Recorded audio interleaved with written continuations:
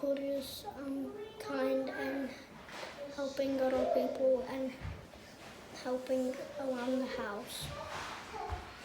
Hi, my name is Killian. I'm from Pack 75. Scouts means a lot to me because I like to shoot bow and arrows, slingshots, BB guns, bow and arrows, hiking, and helping people. Scouting helps me be a better person. What scouting means to me is it's a path to becoming a better person and having better moral ideals and becoming a more independent, productive citizen of society and just generally being a much better, useful person in the frame of things. And I am Aiden Wilson of Troop 283. Hi, I'm Cooper Wilson from Pack 68. What scouting means to me is that it's lots of fun, it has great activities, spending time with friends and family, learning new things, and building skills for later on in life. What does scouting mean to you? Scouting to me means going on adventures and making new friends and sometimes even learning something new. What does Boy Scouts mean to you, Nate? Helping others, showing respect and kindness, sharpening knives, and learning to go fishing and making new friends, seeing other people around the world, and getting to go on crazy adventures. Okay, is that it? Yep. Okay. Scouting to me is having fun with my friends and family, learning new things, and making new friends. Scouting to me is living by the Scout laws and having fun and adventure with my friends. Scouting means to me adventures, helping people,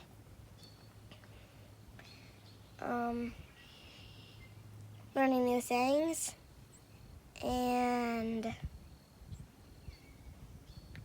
Is it fun? yeah, Having it's fun? Having fun. What's the fun parts? Whenever I get to go on my hikes. What else? Whenever I build a bird feeder. That was learning new things too, huh? Yep. Do you like Scouts? Is it fun? Uh-huh. Have you enjoyed it? Yeah. Good. Tell 'em bye. Bye.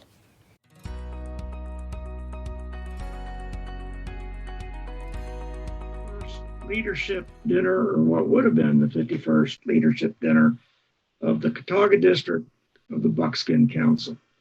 Unfortunately, due to these unprecedented times, we've had to rearrange a lot of things to keep scouting moving forward in our community. We'll enjoy some comments this evening by Shane Lyons, Athletic Director from WVU. This event is the primary fundraiser for the Kootaga District. And in spite of these times, our budgets continue to need to be monitored and our expenses need to be watched as scouting continues in small socially distanced groups through virtual merit badge meetings and many other innovative ways that scouting has found to continue. On a sad note, I want to note that Ron Taylor, a longtime contributor to this dinner and to scouting, a man who's reached into scouting in many directions and whose impact a lot of people will never recognize, passed away before he could enjoy being with us this evening, and we will miss him for many years into the future. Scouting is an organization that works to instill the values of duty to God, duty to country, duty to others, and duty to yourself through its young boys and girls, young men and young women that make up its membership. And we're all working together to help that program continue into the future. The importance of scouting and its impact on society has gone on for well over 100 years. And it's efforts like this that will work to continue that venture for kids from all sorts of communities across our Mid-Ohio Valley area. I'm pleased this evening to have Shane Lyons, the athletic director from West Virginia University.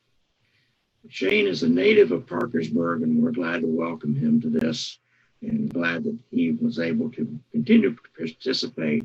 We had him lined up to be at the dinner and has eventually led to circumstances beyond everyone's control to this evening.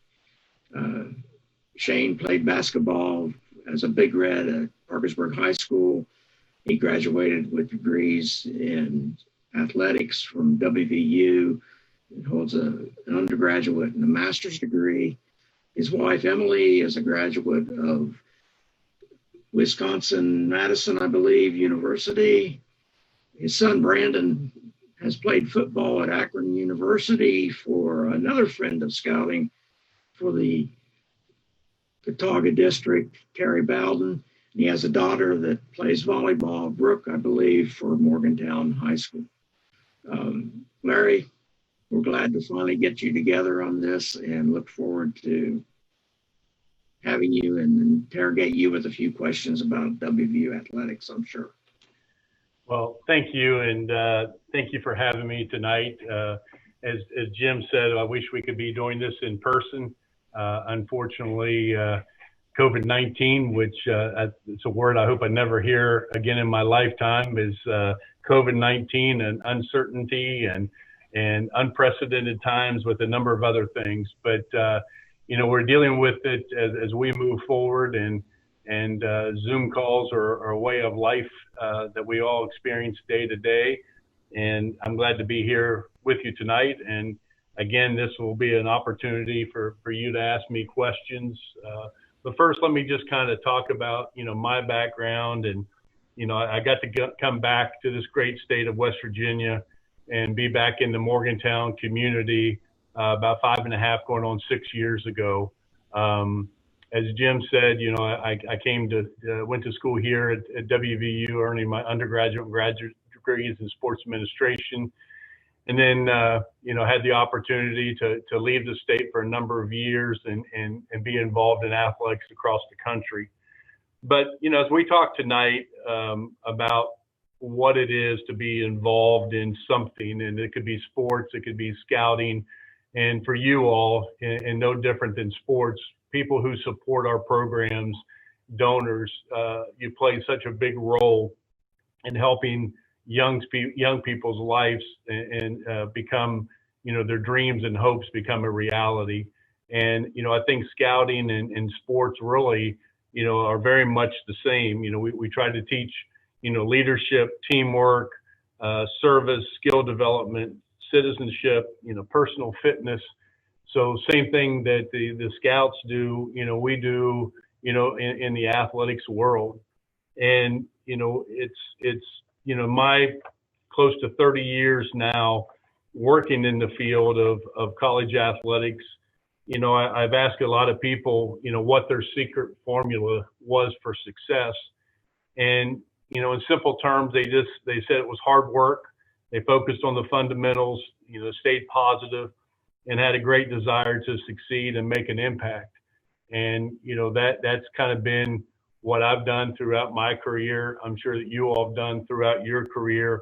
And that's what we're trying to instill in the young people that we try to mentor, is just that hard work, loyalty, trustworthiness as we move forward. You know, I look back in my time, you know, as a young kid in Parkersburg, and sports, you know, always played a big part of my life. And unfortunately, I was not in scouts, but I think there's a lot of things that go together with that. And, you know, as I reflect on sports, and the same thing with the scouts, you know, what it meant to me in one word is opportunity. That always comes to mind most consistently, that, you know, it gives young people opportunity to, you know, to be part of something, you know, an opportunity, you know, to go to school in sports, opportunity for learning, growth, and character development. And I think that, that can never be underestimated, the impact that we're having on young people and their future, and giving them some hope and dreams. For me, sports was a wonderful opportunity to learn not only about, individual effort, but team effort. Individual effort is important, and anyone who ever played sports knows about the elation you have when you win a game-winning free throw or score a touchdown, to win the game. But there's no doubt that when a player must become better as an individual and as a teammate, that's the real reward. And that reward of learning how to work as an individual, work as a team member, one that you can carry into becoming a better adult, a better spouse, a better parent. But the deepest satisfaction of sports is seeing a team become greater than the sum of individual parts. There's that level of cooperation and success that results in you get to serve the lessons for us, for families, for universities and nations and world citizens. So it provides many young people in sports and in Scouts a great opportunity to meet and get along with people who are different, and to permit a person's desire for the good of the greater purpose. It certainly helps one understand and manage one's emotions and observe how a variety of people react in good times and in bad times. In playing sports, it permits a young person to experience the pressure, the public appearances, the performance under pressure, all of which can elevate one's confidence. And I think that's what sports and Scouts do hand in hand, is help those individuals as they go through earning their badges, earning, what their goal is to set to be. And it's most importantly, it's the confidence that we're instilling in young people, for their future. And again, we talked about what sports and Scouts do from a characteristic standpoint, and that's the trust, the cooperation, the discipline, the hard work, emotional control, and teamwork. And then obviously you can keep going on and on with those different traits that sports and Scouts both do. I think for me, my background of growing up in Parkersburg, I had the opportunity to, as I mentioned, to play sports. And then that was where my passion. And when I came to WVU, it was the opportunity to look and say, what do I want to do, with my career? And when I came here to West Virginia as an 18-year-old, it was the opportunity to say, sports is my passion. How can I get involved in sports? And I found out about this degree called sports administration.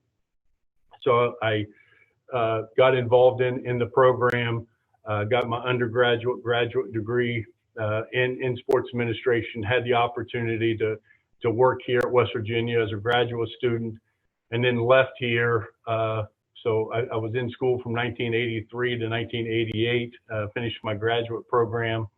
I left West Virginia in 1988. My first job was at the Big South Conference, which at that time was in Conway, South Carolina, which is right outside of Myrtle Beach.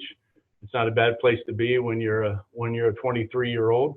But spent about a year and a half in Conway, and then had the opportunity through connections to move to Kansas City, to Overland Park, Kansas, and work for the NCAA for approximately 9 years in Overland Park. I left there and went to, which now is a member of the Big 12, along with us, is Texas Tech, and spent 3 years there. And that's where, Emily and I met in Overland Park. We got married there, and then we moved to Lubbock, and then had our first child, which was Cameron. And then Cameron was born there. 3 years later, we moved to Greensboro, North Carolina, where I served as Associate Commissioner of the Atlantic Coast Conference. And then had the opportunity to leave after 10 years at the ACC, become the Deputy Athletic Director at Alabama, which was a wonderful experience in working there. for 3 years, or actually 3.5, and then had the opportunity then through President Gee to come back to West Virginia after 27 years of not living here. My parents and people still obviously live here in the state, so I had the opportunities to come back during those times, but to reside back here. And then I came back to Morgantown in January of 2015 and been athletic director since that time. So, you know, it's been a great ride from a professional standpoint. Great things, you know, my vision is happening here in Morgantown. And it's a matter of just continuing to grow this program, something that our fan base, our state can be very proud of across the board, from the performance of our student athletes on the courts and fields, and also off the courts and field. You know, I think one of the things as I go through as a leader of this department, and I talk about a lot, is, you know, what I talk about building the team. And I'm going to share this with you. I'm going to share the screen here. I hope this works here. See if this pops up. There we go. I hope everybody can see that. But what I'm going to share is something I share with our coaches. And this is a book, and the authors are John Gordon and Mike Smith. Mike Smith was the former head coach of Atlanta Falcons. John Gordon is a motivational speaker. But I had read this book a couple years ago, and it talks about you win in the locker room first. And it caught my attention. But as we go through, the things I talk to my team about is across the board is the 7 C's, and that's culture, contagious, communication, connection, commitment, consistency, and care. And I'll go through these one by one. And I think the most important thing is building your culture. You know, culture drives the expectations and beliefs. Expectations and beliefs drive behavior. Behavior drives habits, and habits create the future. And it all starts with culture. And culture is everyone that touches the team, and everyone is important and help each other serve each other, build together. And I think this is the biggest thing that I've tried to do here as a leader of this department for West Virginia University, is build the culture within this athletic department that we roughly have 225, 230 staff, full-time staff members. And everybody has a job, and it's no different than, you know, Coach Brown and his football team, or Coach Huggins and his basketball team, is that every player serves a role in this department to make us better each and every day. And understanding that each person that plays that role, and if they do it to the best of the ability, that we as a department can get better each and every day, and help build champions here in Morgantown. And that goes anywhere from somebody that's the lowest on the totem pole to myself, you know, as director of athletics, is what's your role, do your role the best to your ability, and then good things can happen. As I tell our staff, it's, for example, you know, using Coach Brown coaching football, you know, he has to have the field prepared before he goes out to practice. So somebody else is doing that. He has to have the equipment needed and making sure that's all together. Somebody else is doing that. He has to make sure the lights are turned on. Somebody is doing that. So everybody plays a role in the success that we have as a department. And so it goes more than those individuals and those coaches serving that team. It goes to the entire department as a whole. Next is contagious. And contagious, you know, really is just leadership as a transfer of purpose, passion, optimism, and belief. And people like being around people that are contagious. And if people understand what our purpose is, what's our passion, what's the optimism and belief, then I think we can make headway each and every day. I think we're all right now in that, with COVID-19 and all of our businesses and what we're dealing with, you know, the uncertain times, the there's pessimist people. How can we still believe in what we're doing? What's our purpose? What's our passion? And, a lot of people will ask me, and maybe I'll just answer it right now, is, are we going to play sports come the fall? My belief is yes, we still have that opportunity. There are obstacles in our way from a testing standpoint to the virus itself, but how do we manage that and how do we keep moving forward? Because I have, roughly 100 football players on campus right now that keep telling me that their passion is to play football this fall.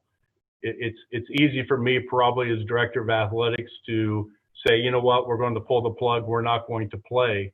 But to look at those 100 young men playing football, our volleyball players, our women's soccer players, our cross country athletes all this fall, that's hard for me to say that I'm not doing everything in mind to help you participate in the sports that you love, obviously in a very safe way, in ways that we can manage the risk of the virus itself. Next is communication. When there's not a void in communication, negativity will fill it, and we fill the void with great communication. And I think this is what's very important, especially running a department of this size, is continue to communicate. And I think all of us, on this call tonight have seen those situations where there's a lot of rumors, there's a lot of things that will start circulating within your businesses, or in this case, within the department, that are not completely true. And I don't think that you can ever over communicate. And I think it's a matter of continued communication, good news and bad news. People want to know the truth and build trust among those individuals. And then you'll if you don't do that, don't communicate, stories will be filled with negativity, and people will have their own version of what's really happening. Again, going back in this right now, we have a lot of situations here in not only the university, but within the department that, we've had to furlough some people for 60 days. That 60 days will end here. But when we were going through all this and not knowing whether we're going to play sports or not, and our financial situation as a department, what that looks like, it's not a lot of good news that I have to report on a weekly basis, but we continue to have those meetings and communicate to say, here's where we're at, so people know exactly where we stand as a department and where we stand as a university. So I think this is probably the most important of the C's, is the continued communication. The connection is team beats talent when talent isn't a team. And again, it's just connecting with everybody within this department, connecting the team members, and so that team members are playing for each other. They're playing, for something bigger than themselves. Either playing for West Virginia, they're playing for that person that's beside them on the offense, defensive side of the ball, and you're building that connection where the team, just a lot like Scouts, people want to be together, hang out together, and be something that's greater than themselves. And so that's something we talk about. It's the commitment. It's not about you. It's about committing yourself to the team. And again, this is something that we always talk about to our players, that you're committing to your team. You're not committing to yourself, and you're committing to. And this, in our case, we're playing really for something bigger than West Virginia University. Without having any pro teams in sports, pro sports here in the state, this is the state of West Virginia's team. And that's what's very important, is to these young men and young ladies to know that you're playing something, you're doing something and playing your sport that is committing yourself to something for the greater cause for a lot of other people. And then consistency, we just, again, if you're not consistent, you'll lose the trust of your team. Has in you, when you lose your trust, you lose the team. And again, this goes across the board for all of us, of continuing to build trust. Goes back to communication, which I was talking about, and making sure that what we do day in and day out is consistent, and how we react to situations, how the team expects something will happen, that you make it happen on that consistent basis.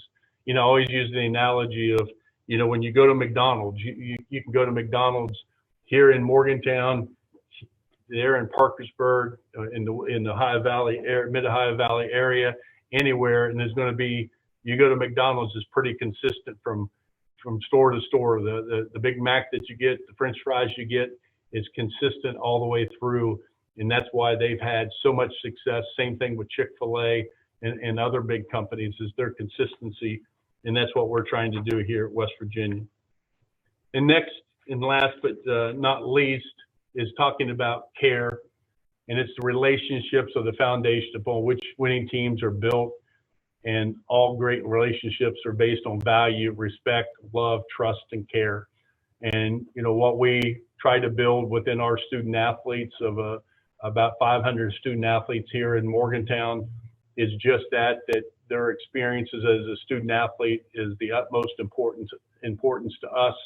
There are 4 or 5 years here that they spend as a student athlete, making this a memorable experience. So they look back in 10 years and they think of their time as a student athlete at West Virginia University, what that meant to them, and how that will then carry into their future as well.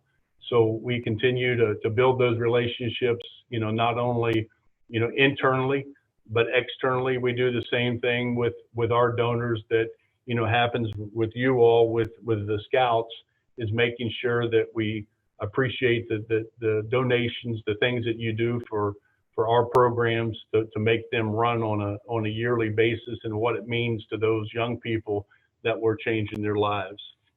So that's kind of, where we are as a department, as a whole.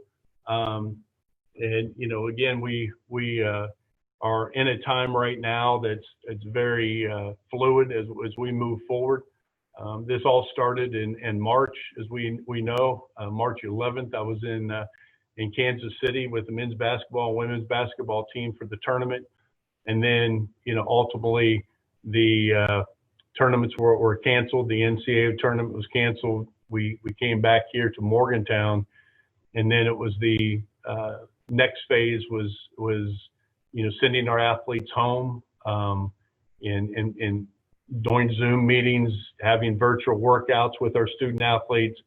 Had the opportunity for those student athletes to return in the middle of June. So some have been back a little over a month and are working out.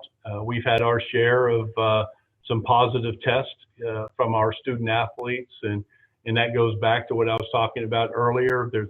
Sometimes there's a little bit of a silver lining in that we can go back to them, and now, since they've tested positive and others were put in isolation, some were put in quarantine, of the importance of what they need to do in order for us to play sports this fall and learn from that. And I'm hopeful that is what's happening as we speak.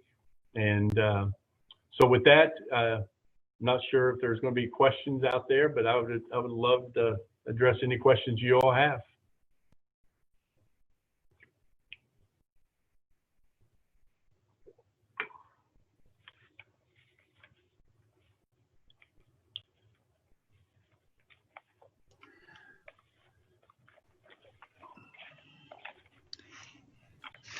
All right, I sent one question over to you, Shane. It's about the fans and have you gotten any feedback on their support for the student athletics and the programs coming up? Yeah, I mean, Mike, it's something that we continue to push. I mean, from outside from our Mountaineer Athletic Club, it's been difficult to see donors as we once were in person.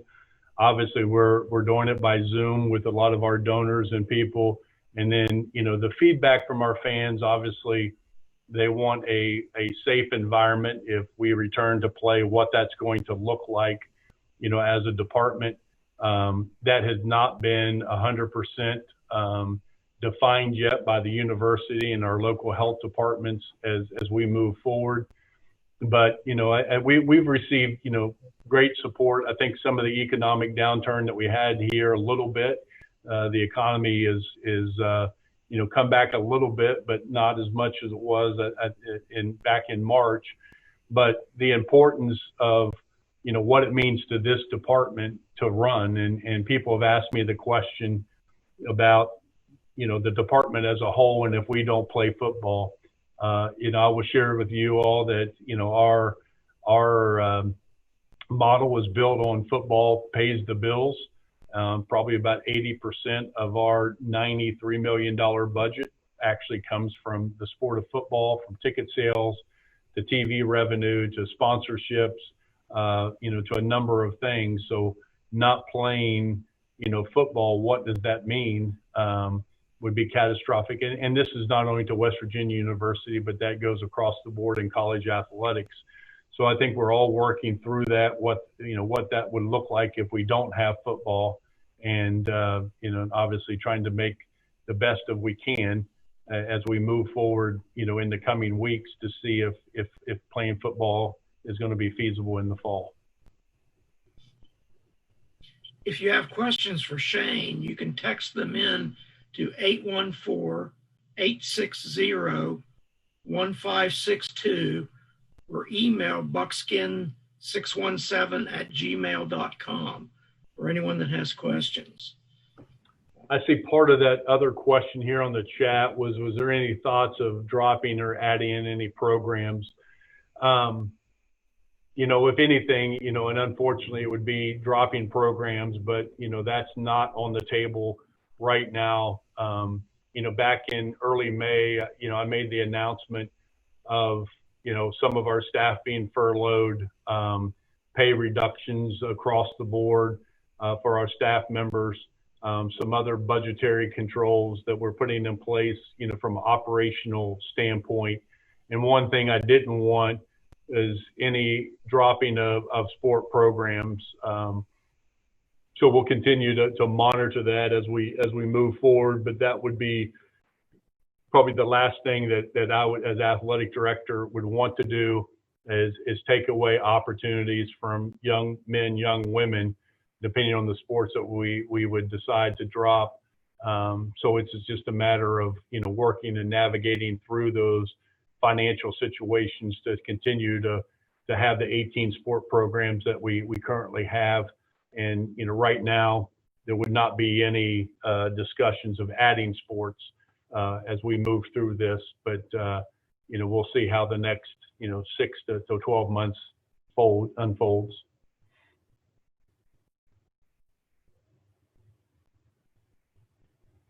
Jim, you're on mute.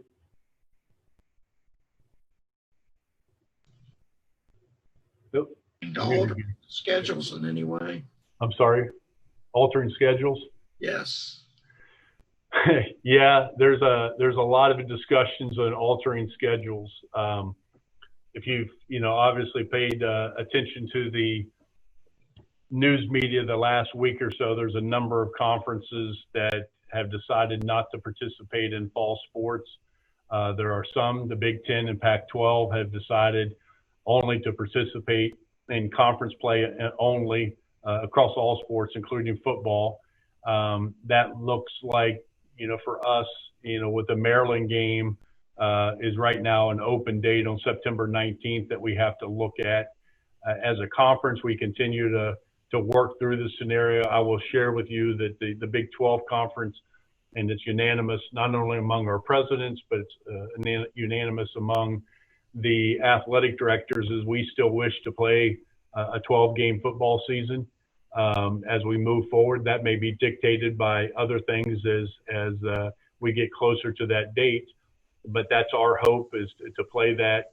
Now the ACC and the ACC and the SEC, are still in the same situation that we are, and what they're going to possibly do. So if the ACC decides to go to conference games only, then that would have us lose the Florida State game that's currently scheduled for Atlanta on September 5th. So we'd have to somehow try to fill that void as we move forward. So it's very, very fluid. It's a lot of moving parts, and it's kind of a domino from what one conference does to the next. And that not only applies in football scheduling, but it applies also in our Olympic sports, our fall sports of men's and women's soccer and cross country is a little bit easier to schedule, but the two soccers and the volleyball are also losing contests from smaller conferences deciding not to play in the fall. So we're continuing to work on the schedules, and right now we're in football, we're staying at 12, and that's our plan as we move forward right now. Again, let me remind everyone to pose questions to Shane. Text 814-860-1562. Shane, if we were sitting here 3 years from today, looking back on today, how do you see all this impacting WVU athletics? Well, I mean, I think, and again, our model, just to shed some light on it, Jim, our model, as I talked about, is really, I have 18 sport programs, and 2 of them make money, and that's men's basketball and football. And I think what you're going to potentially see is, in our Olympic sports, what does that look like? Do these conferences using the Big 12, and I know we're the geographical outlier. The question is, in Olympic sports, do you see more of a regionalized approach than you do today?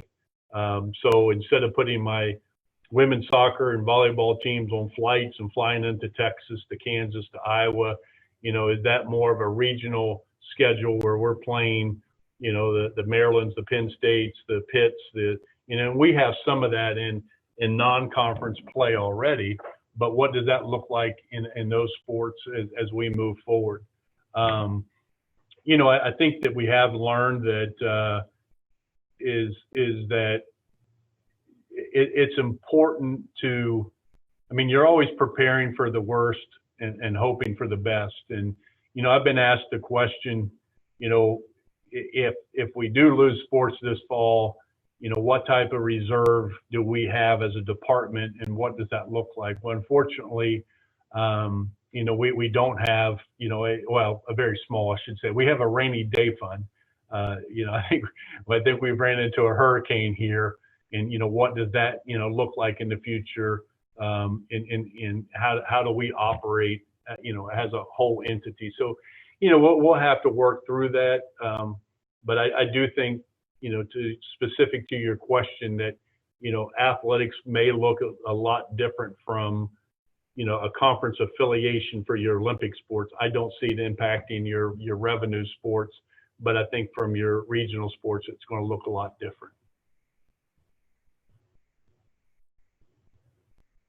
You're on mute there, Jim. Mike keeps shutting me up.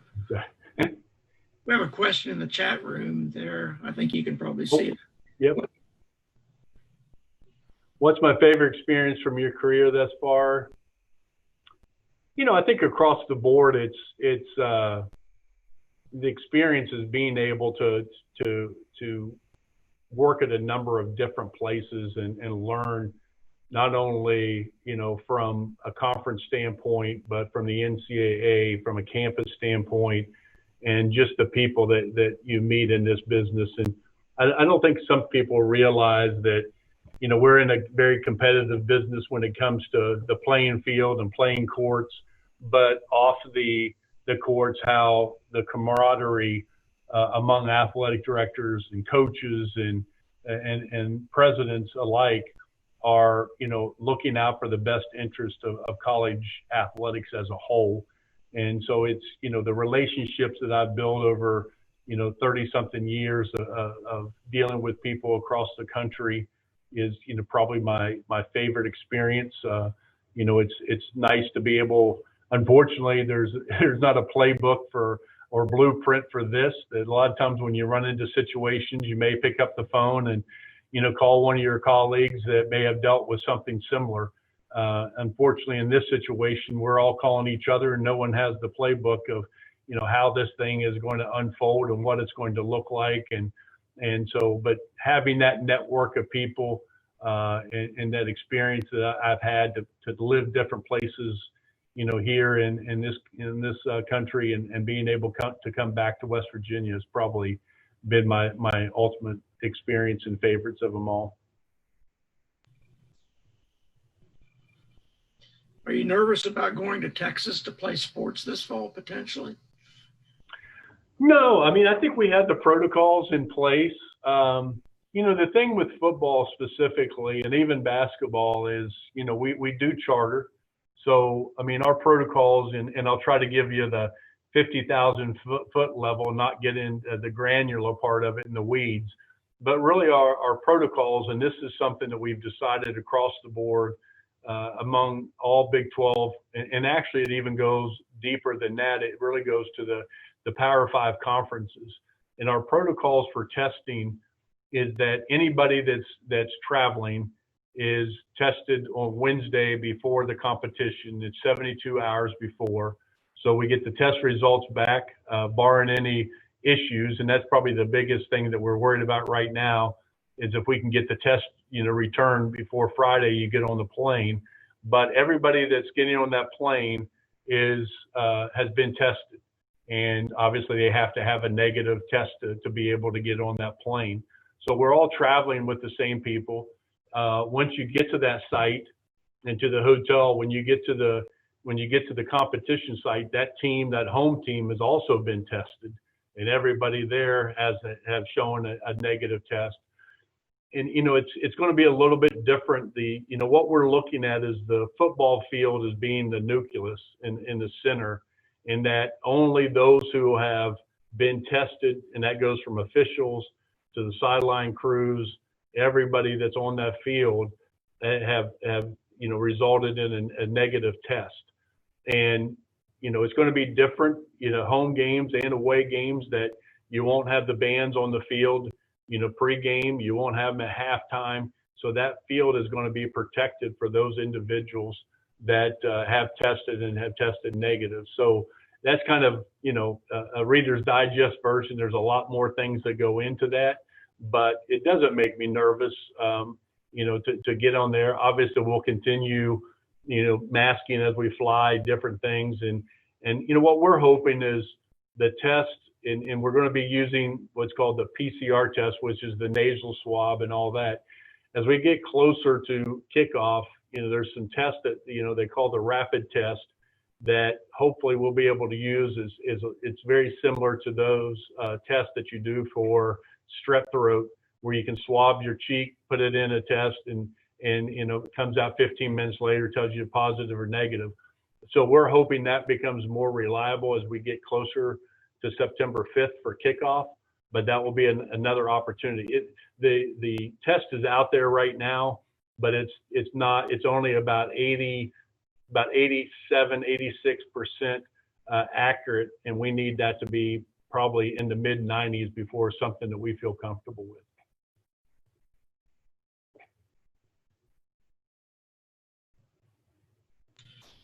It's amazing the depth of thought that goes into planning and moving. There's a lot of there's been a lot of Zoom calls. There's this job was not easy to begin with, but I think the last 5 years have seemed like 5 months have seemed like 5 years. There's a lot of different things in calls, and we've dealt with so many different hypotheticals as we move forward with this, not knowing. And I think Dr. Gee has probably said it best, is, everything that we do, has a risk, and the virus is a risk. And how do we manage risk? Same thing that we do when, we get in our automobiles and get behind the wheel. It's a risk, and we wear our seat belts. We have, airbags on our cars. And I think this is kind of what we're building, for our athletes and those involved. And it goes more than athletes. It goes to coaches and the staff around these athletes, is, how do we, in our own facilities, stop the spread? So, there's daily, there's going to be weekly tests. Every time somebody enters the building, there's your temperature be taken. any signs of symptomatic signs, you have to report that. So we have those things in place to help us maneuver this and eliminate as much risk that we can from the virus and contracting it. But yeah, it's been challenging, and the challenges will continue here in the coming weeks and months as well.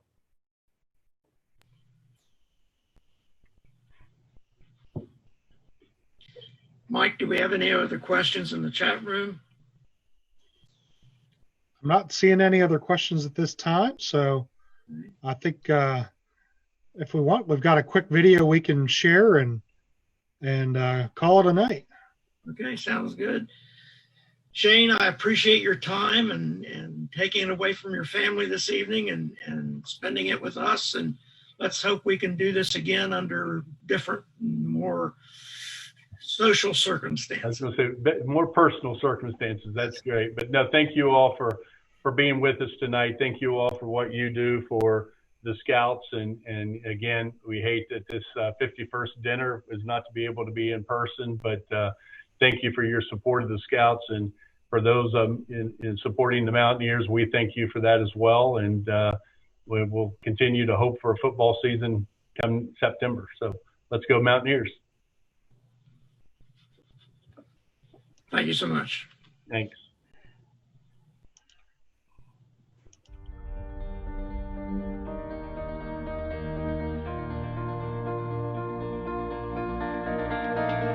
Hi, Bruce Davis here, volunteer scouter. Have you ever been to a college or university?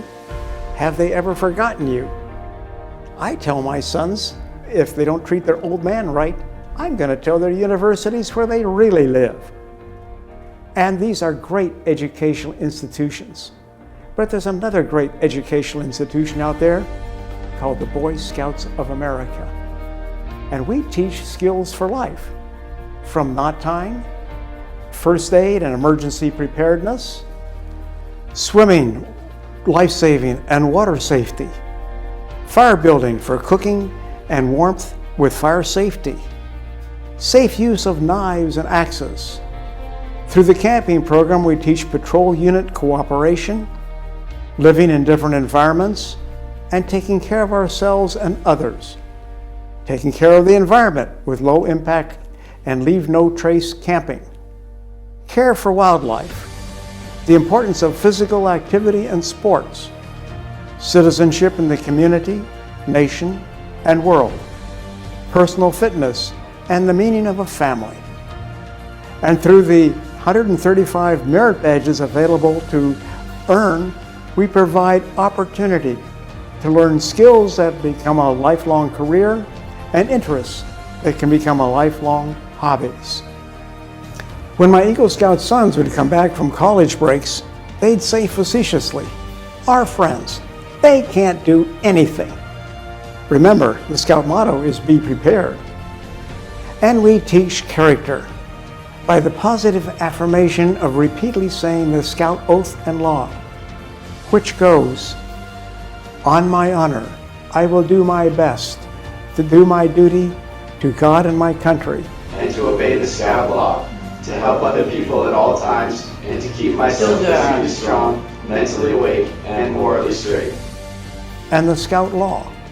A Scout is trustworthy, loyal, helpful, friendly, courteous, kind, obedient, truthful, thrifty, brave, clean, and reverent.